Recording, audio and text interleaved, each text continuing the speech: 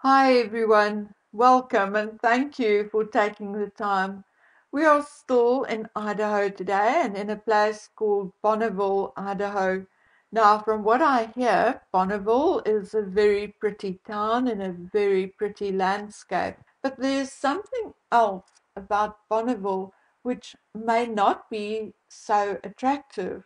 You see, in 2023, last year, there were 130 active missing person cases in the state, of which 9 of those are from Bonneville.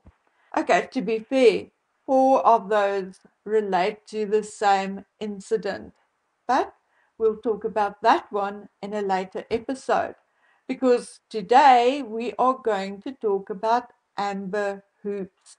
Amber Shornell Hoops was 20 years old when she disappeared on the 14th of September 2001.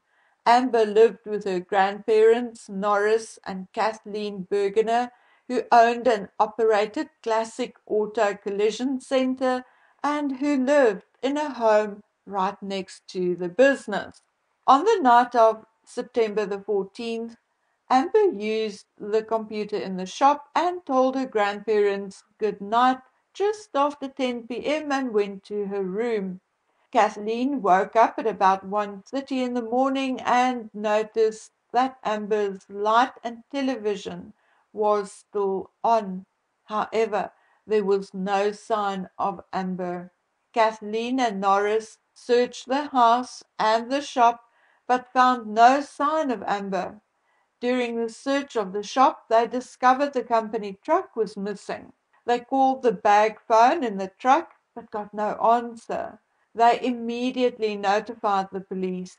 The truck was later found within 2 miles of the shop. Amber worked as a nanny and was very close to her younger sister Jade. Amber was described as funny, silly, and devoted to the children she cared for.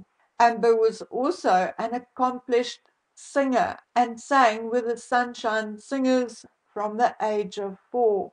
Yet, despite all of this, Amber was also shy and did not like going anywhere by herself.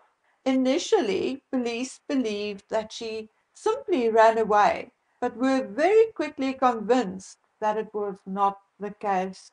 A couple of months after Amber disappeared, a 14-year-old girl and her sister were sleeping outside on a trampoline at their rural Bonneville County home when a man called Keith Glenn Hescock abducted her.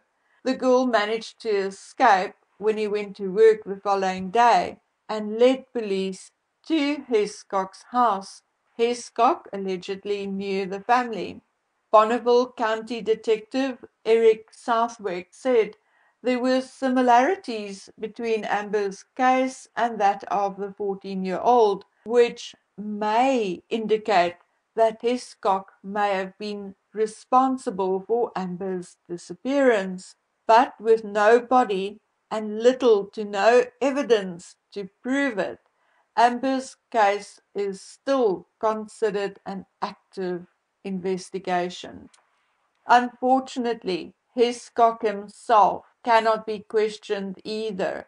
When police approached him after the abduction of the 14-year-old, he fled in his Mack tool truck, which he high-scented after a 40-mile chase, and he took off on foot.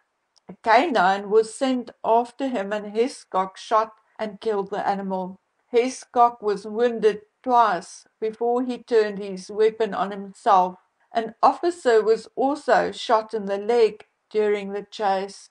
Although Hiscock was a tool salesman at the time of his death, he was also employed as a painter at the auto body shop. Hiscock and Norris, however, did not get along and butted heads regularly. Amber's mother, Heavenly, said that the family suspect that Hiscock was indeed responsible for Amber's disappearance, although police at one time said that Hiscock had an alibi for the night of Amber's disappearance. Heavenly thinks and believes that Hiscock's family lied for him. Although dozens of employees, family, friends, and members of the community searched the area for weeks after Amber's disappearance, her body was never found. Law enforcement made it clear, though, that although it is very possible that Hiscock was responsible, they are considering other possibilities and suspects. So, once again, although this case is nearly 23 years old, and if alive, Amber would be about 44 this year, there are still so many people missing her and wanting closure. So if you or a friend knows something, then please say something. Okay, folks, so that is it for today. As I said, the whole purpose of doing what I am doing is to again bring some sort of attention to all these old cases.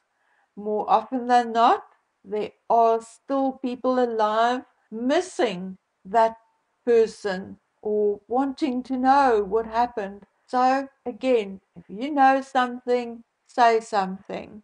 Okay, guys, until next time, please take good care of yourselves and each other. Bye.